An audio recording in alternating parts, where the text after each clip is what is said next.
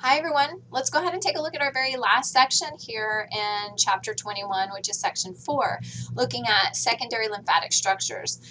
We'll be taking a look at the lymph nodes, and then we're going to be taking a look at the spleen, the tonsils, and then the individual lymphatic nodules and the mucosa-associated lymphatic tissue as well. So remember, with secondary lymphatic structures, one of the functions is to just house the T lymphocytes and B lymphocytes. There's other immune cells that are going to be found in here, like we'll talk about macrophages and dendritic cells, but those are going to be two of the things that we've talked about so far, were T lymphocytes and B lymphocytes. Remember, they are made and matured, formed and matured in the red bone marrow and thymus. That's what we looked at last time. And now once they're mature, they are going to travel to one of the secondary lymphatic structures and just wait there and hang out until they are exposed to an antigen.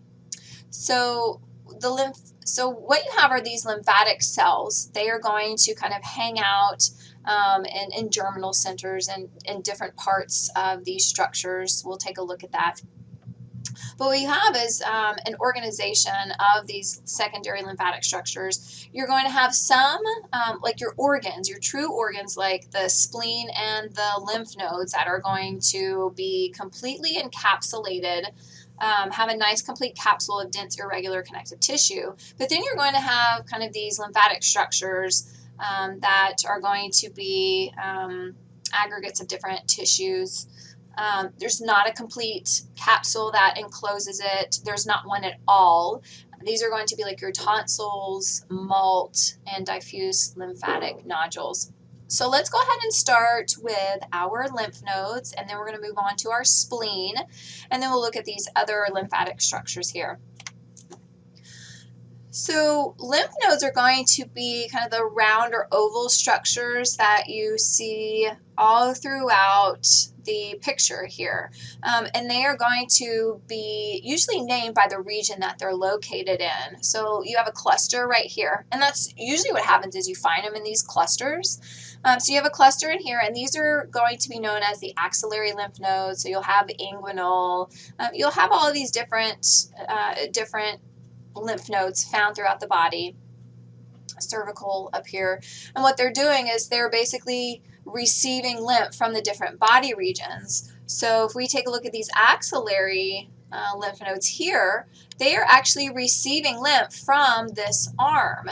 They go through the lymph vessels, and they are going to pass through the lymph nodes and eventually make their way over here to that right lymphatic duct. So that's basically what happens is all the lymph is going to pass through one of these nodes, and hopefully what's happening here is we are able to get rid of some of the unwanted substances like cellular debris or pathogens or cancer cells or anything like that before it gets into that venous circulation. So if we zoom in on one of those lymph nodes, let's take a look at it. Look how large this thing is. Of course, they can become enlarged. Not this big. That would be a really large lymph node, right? But your lymph nodes can become enlarged anytime that you have an infection or some kind of sickness. Your lymph nodes can become enlarged. That's why if you go to the doctor saying, "Oh, I feel so bad, I'm sick," he goes in and kind of does like this, right? He's going in and filling those lymph nodes. Even the lymph nodes in the axillary region can become enlarged, and it really just depends on where that pathogen came into. So if you breathed in or inhaled a pathogen, one of the first lymph nodes that pathogen comes into contact with is your cervical lymph nodes. So that's why those can become swollen. And the reason why they become swollen is because if we take a look at what's in these lymph nodes, it really is just a bunch of lymphocytes and, of course, other tissue. But finally, the lymphocytes are coming into contact with an actual antigen or pathogen, and they are super excited, so they start to proliferate, and that's what causes the swelling. So here's a lymph node. Let's take a look at the lymph node.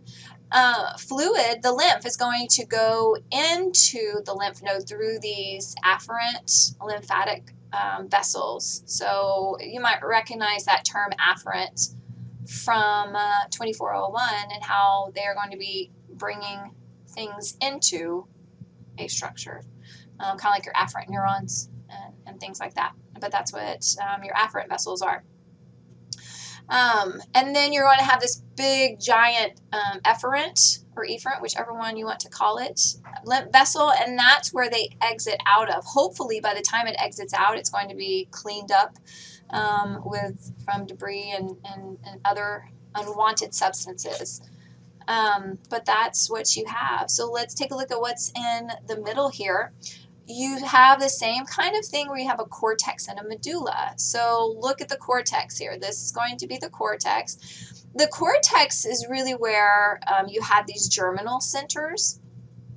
And the germinal centers is going to be where the immune cells are hanging out, where you have your T cells and your B cells and your macrophages. But also that's where you can find some of the cells in the medulla as well. Now, if we take a look at this picture right here, this is looking at it microscopically, right? Yes. So remember, this is a lymph node, so it is going to have a nice capsule that's surrounding it. But look, you can see the difference between the areas. Here's that nice cortex. Let's see if I can circle it. There's a nice cortex. Beautiful medulla. You see those two separations there. And then if you kind of zoom in, you can actually, and we'll zoom in here in a second, but you can kind of go in and see what's going on with the germinal centers. That kind of clear, whenever you see it a little bit lighter, that's where your germinal centers are going to be located. This one you can't, I don't see any vessels, lymphatic vessels going in or out, which is fine. We are really wanting to kind of go in and see what it looks like as a whole. So each of these are going to be lymphatic nodules. And that's where, of course, in each of those lymphatic nodules, you're going to have that germinal center. So I think there's pictures here in a second when we're going to zoom in a little bit more. All right, so let's take a look a little bit more. There's that cortex again, zooming in on part of the cortex. So this structure right here is kind of going in and zooming in on just one of the nodules right there. So you'll see a whole bunch of these little nodules kind of going all the way through. So this is going to be where that germinal center is, right in the middle. That's where you get that kind of more light color appearance in the middle, as you can see right here. This is going to be where we have B cells and macrophages are going to be in here.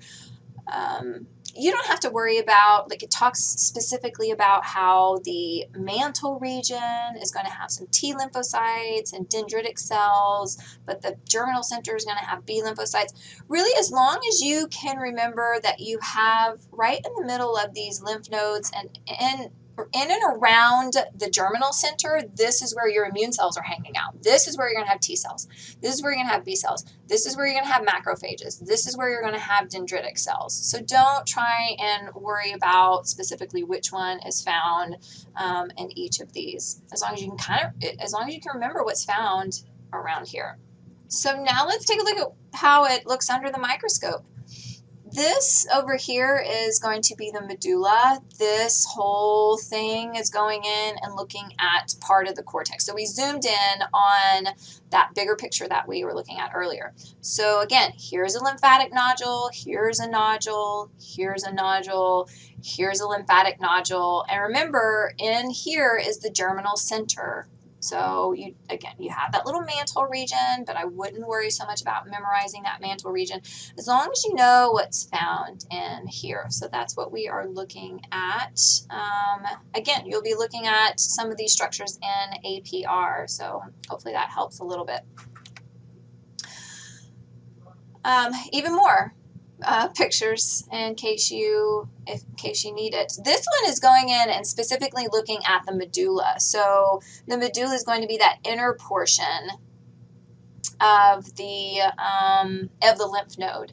And again, what we have here is more B cells, more T cells, more macrophages. So as you can see, I mean, they're just like little apartment buildings for our T cells and B cells. So this is a big giant apartment building. This lymphatic nodule can be one apartment. Here's another apartment. Here's another apartment. Here's some more apartments right here. That's just where you're going to have all of your cells hanging out. And what they're doing is they are just waiting for pathogens, waiting for pathogens. They're doing nothing else but just hanging out there and waiting. So as far as flow, we kind of mentioned it already. Talked about, get my pen back up. Sorry about that. We talked about how it flows through the afferent. It makes its way through the lymph sinuses. And again, the lymph is monitored by these macrophages and lymphocytes. If the macrophages come into contact with anything that it can eat, then it will. If the lymphocytes find an antigen they are specific for, then it will initiate an immune response. We will talk about what this means, initiating immune response in the immune chapter. So again, I already talked about how lymph nodes can enlarge, so that's what that is talking about, being able to palpate it. And usually that's going to occur when those lymphocytes are initiating an immune response. I mean, it's really what they're doing is they're trying to fight off that infection that you just got. And again, we talked about how the lymph is going to exit out that efferent vessel. So let's take a look at some disorders or diseases that can come about with lymph nodes, and that's lymphoma. Lymphoma is basically going to be cancer that's found in lymphatic structures, and some of the most common places is, of course, going to be a lymph node. It is going to exhibit, most of the time but not always, it'll exhibit with a non-tender and large lymph node. Other things that can occur with lymphoma is going to be night sweats, fever, and weight loss and things like that.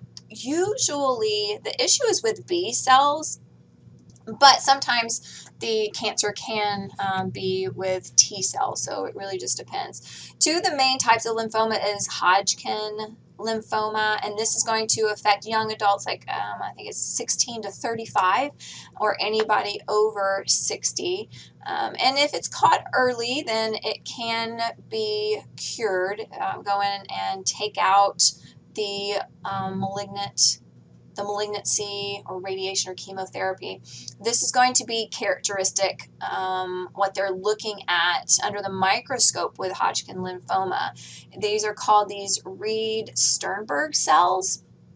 And look at it, this is the one cell right here, and it has these two nuclei. It looks like a little owl, right? So put a little face on it. But that is going to be one of the characteristic signs that they look for with Hodgkin lymphoma. You also have a non-Hodgkin lymphoma, and this is going to be a more common one.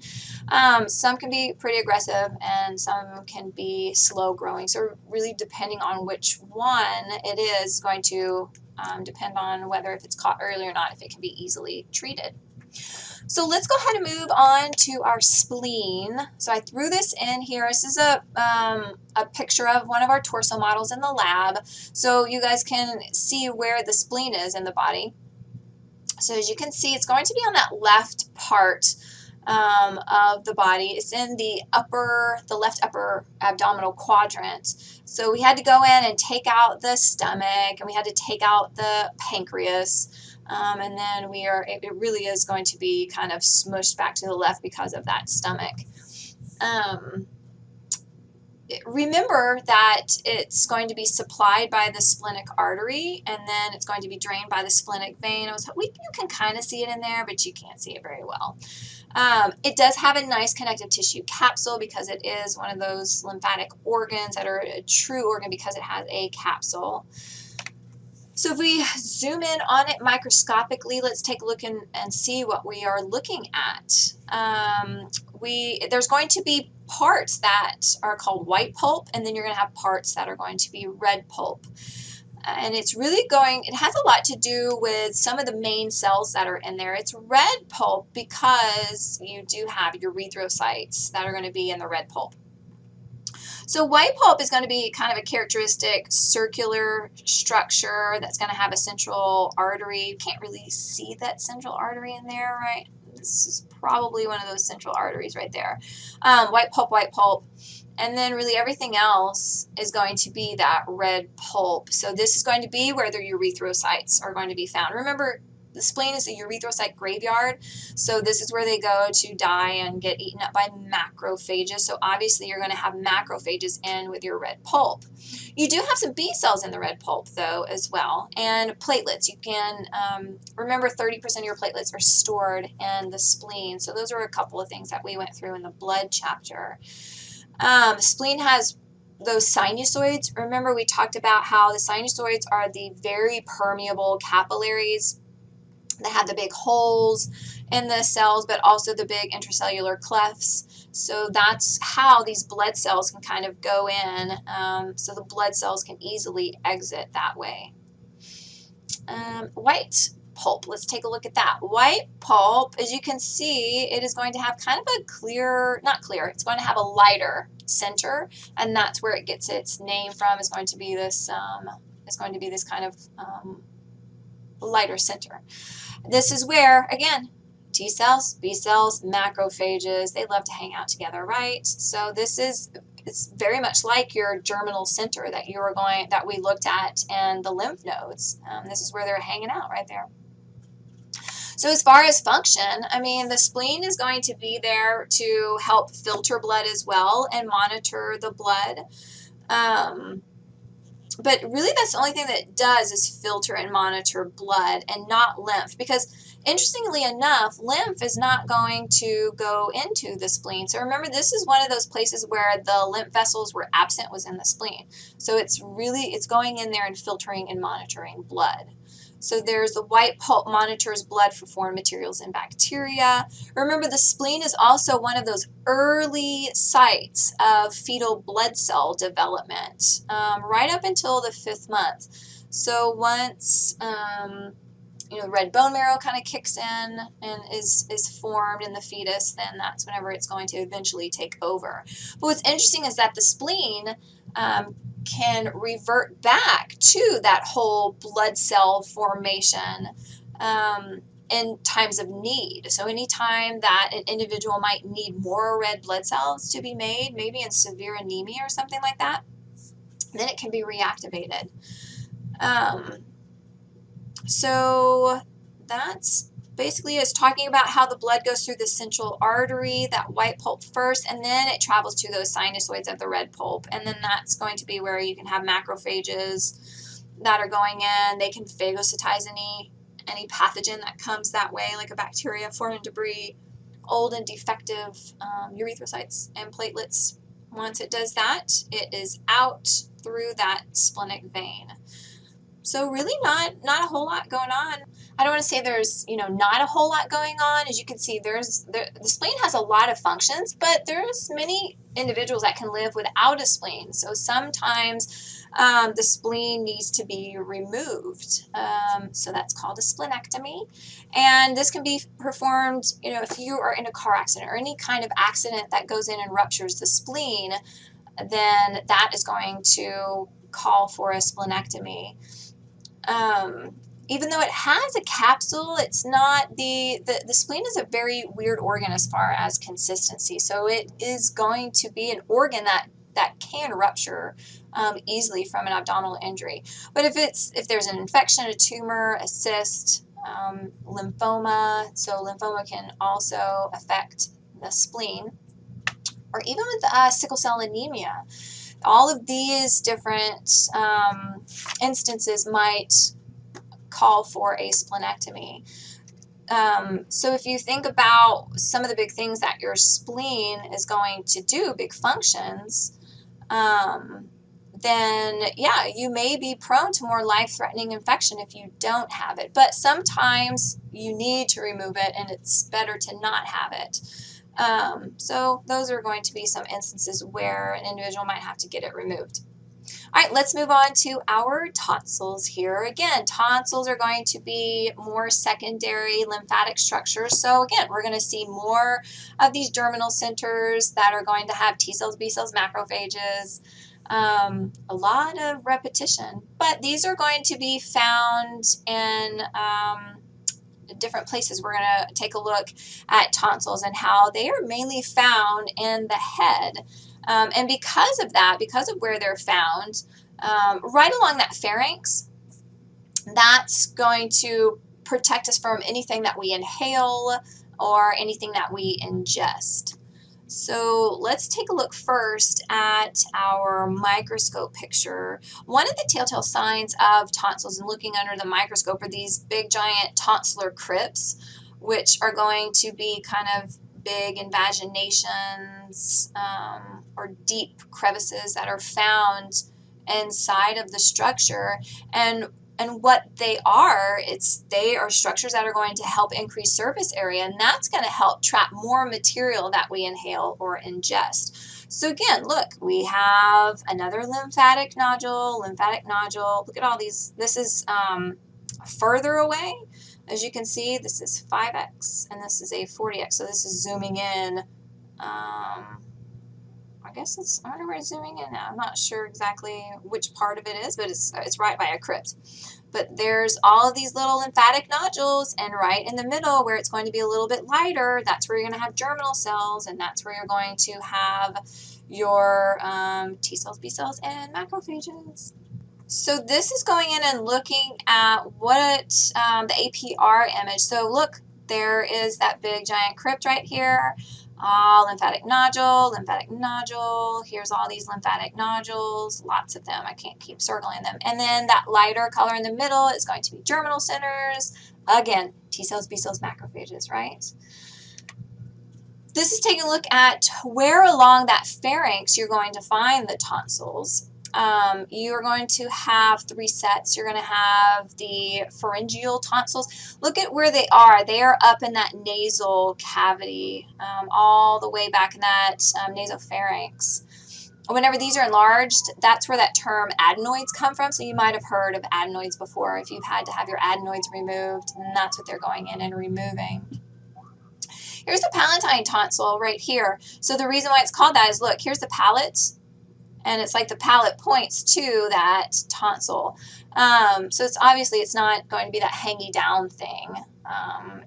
These are going to be a pair of tonsils that are going to sit on either side of the palate. And there's a better picture here in a second that we're going to be taking a look at. And then you have the lingual tonsil that sits the posterior 1/3 of the tongue right there. So like I said, these can become swollen, and the issue with these becoming swollen, if you do have them enlarged, is look how it's going to block that airway. So that's not a good thing. So that's one reason why people might have adenoids removed, is if these are chronically enlarged for some reason. My oldest son, they were enlarged. It made him snore. He snored so bad when he was little. And then, so when we took him to the doctor, we found that, yeah, his adenoids were extremely large, and that's what made him snore. And of course, snoring is not good. It's kind of, it's going to interrupt, obviously, it's interrupting his breathing here. So you can get him taken out for that reason. But sometimes your tonsils would become infected chronically with tonsillitis. So this is showing tonsillitis. And this is what I was talking about, how where the palatine tonsils sit, how they're going to be on either side. It's not going to be, the other picture makes it out like it's the uvula kind of hanging in the middle, but they are on either side. And so when the doctor says open up and say ah, that's what he is going in and looking at to see if those are going to be enlarged and redden. And usually it is the palatine tonsils that are most commonly affected with your tonsillitis. And this can be because of bacteria, any type of bacteria or virus, anything like that. So again, persistent chronic tonsillitis might call for a tonsillectomy, where they'll go in and take them out. So, I mean, some of the issues that you have with this, not only with the adenoids, where you might have difficulty especially with sleeping and the airway obstruction. But if you take a look at these, you're going to have issues, of course, with a sore throat, but especially if this is a kid right here, they are not going to want to swallow anything. So, you know, they don't want to drink, they don't want to eat anything, so it can be a huge issue. Let's finish off by taking a look at these lymphatic nodules and malts. So we've actually talked a lot already about lymphatic nodules. Remember, look, here is the tonsil, and I talked about lymphatic nodule. So you do have lymphatic nodules, which are just clusters of these lymphatic cells that are tucked away in tonsils and lymph nodes and things like that. So they usually aren't going to have their own little capsule. They are kind of tucked away in different structures, or they can just be scattered throughout different tissues. So lymphatic nodules, you pretty much have lymphatic nodules in almost every organ in the body, found in every organ of the body.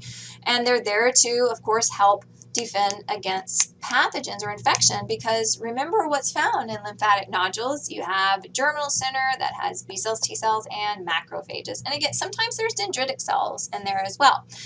And I know we haven't talked about what dendritic cells are, but we'll get to that later on. Don't worry about it. In some areas, they're going to be found in groups, like with your mucosa-associated lymphatic tissue. So let's take a look at those. Oh, I'm getting a little bit ahead of myself. I apologize. So this is just going back and taking a look. This is that lymph node, and this is going in and looking at the lymph nodules again. So just to kind of reiterate it with the germinal centers. Here's our MALT, mucosa-associated lymphatic tissue. So they're located throughout the mucosa, anywhere that you have mucosa. So throughout the nasal cavity, it's going to be found throughout the respiratory tract. It's going to be found throughout the gastrointestinal tract, urinary tract. So look, they have special little names when they're found there. There's GALT, there's NALT, BALT. It really has to do with where they're found, right? Gastrointestinal tract. These are found in the bronchi, nasal cavity. So not all of them, I guess. So tonsils and adenoids are found. I guess that specifically doesn't refer to nasal cavity, but. And then here's the genital tract associated lymphoid tissue. So again, anywhere, I guess the one, I don't see the urinary tract, but that's fine. We don't have to have it all over, do we? But there is going to be some in the urinary tract as well. It's just not shown on this picture. But again, it's just there for protection. You'll see this over and over again. We've seen it over and over again. Help defend against foreign substances. You do have some special ones in the small intestines called Peyer's patches. And so look at that, they're found in that GALT right there. And they are going to be collections of these large lymphatic nodules that are going to have germinal centers. We'll get into these and look more at these when we get to the digestive system. But we do have, they're prominent in the ileum, which is going to be that kind of distal portion of the small intestine. So we'll look at that later on. There's our summary of the chapter, kind of going through, I guess this isn't a summary, a little bit. There's a little bit of summary right here. And it's going in and comparing how these lymphatic structures are going to go in and assist the cardiovascular system. So remember that eventually that lymph goes into the circulation, the venous circulation. But look, remember lacteals, they are carrying the lipids back into the venous circulation. There's the spleen and what it has to do with our cardiovascular system. So there is a huge function with the cardiovascular system. But again, this is what we're going to be taking a look at in the next chapter with the immune system and how important it is with the immune system. Because a lot of these cells that we just introduced, B cells, T cells, macrophages, dendritic cells, we are going to take a look at them a lot more close in the immune system and take a look at their functions and exactly how they are going to help defend against pathogens. So until next time.